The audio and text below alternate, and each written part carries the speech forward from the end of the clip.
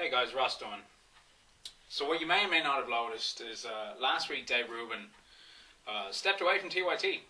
If you're not a big fan of TYT or you don't know what TYT is, it's the Young Turks.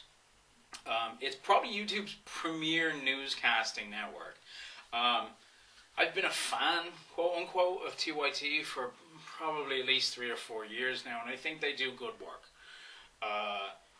I don't think they've done any hit investigative journalism. They're more, and I don't want to use this term, they're more BuzzFeedy than anything else, but they're alright, and they're not bad to watch your coffee to.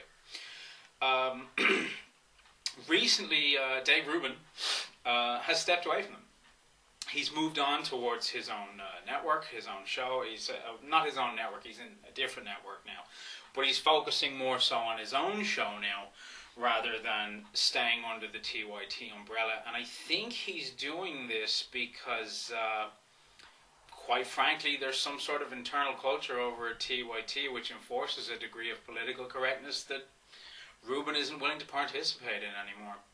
It's not that Rubin probably hates political correctness. That's probably not it. I mean, he doesn't come off as an intolerant guy, and usually when somebody says they hate political incorrectness, they're usually about to go on some sort of racist or bigoted rant.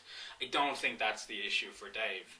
After all, Dave's gay. He got married recently, and I wish him all the best, and I think it's actually really rad that he is somebody in that sort of social minority position who's coming out and not necessarily taking a stance against political correctness, but taking at least a constructive look at it. TYT doesn't seem to be that interested in nitpicking progressivism. They don't agree necessarily with moral relativism, to paraphrase St. Uger, but they're certainly not willing to put pressure on high-end moral relativists in order to sort of bring about a change, or they're not really willing to really jump down their throats.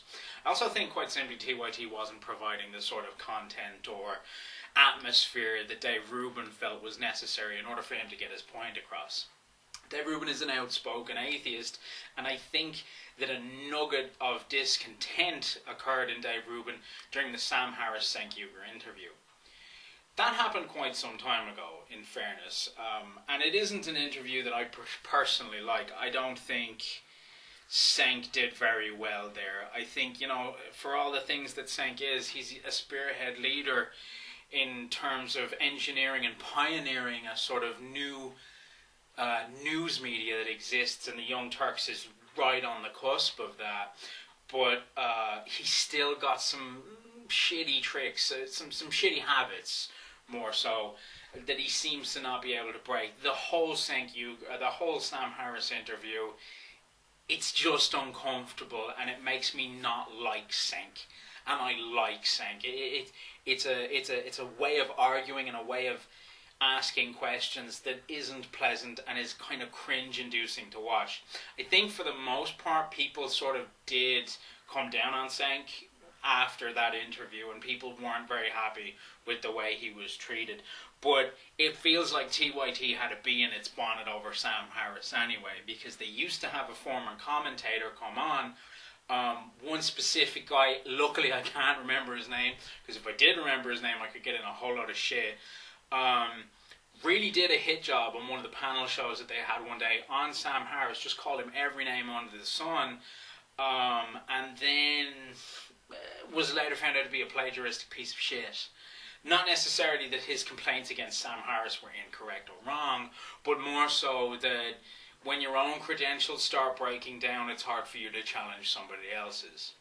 It doesn't help probably that Sam Harris and Bill Maher seem like pretty good friends, and TYT have never been particularly fond of Bill Maher either. I think it's because Bill Maher is a little more critical of certain aspects of religion than TYT is willing to be. Now, I don't think TYT necessarily have a religious bias, but I definitely think that religious arguments and sort of the atheist fist fight that's occurring on the internet right now isn't attractive to them. I can't speak for why. I really can't. I don't have any major theories as to why it's not attractive to them, but it just isn't. For the most part, however, it does appear that that's a conversation that Dave Rubin wants to be able to have on his own time, and he appears to want more of like a chat show format, and that's fine for him. If TYT isn't going to give it to him, then it's great that he's gone and done it on his own. He's had plenty of interesting guests on the show. A lot of people from the TYT circuit, I think, are going to start turning up on Dave Rubin's show. He's had Sad Gad, he's had Sam Harris, and he's going to have Jacqueline Glenn, and he's had a few other names then as well. Larry King shoved him out, gave him, I think he's using Larry King's studio for the most part right now, so that's great too. So I wish Dave Rubin well. I'm not going to stop watching TYT. I'm still getting quite a bit of my news, especially my delicious, tasty outrage news from TYT. And whilst I don't necessarily always agree with Sank or the team's biases, I don't intend to stop watching them. But I do intend to start watching Dave Rubin, and I think you should as well. So that was Ross Dawn. Like, comment, subscribe, and I hope we can do more of this.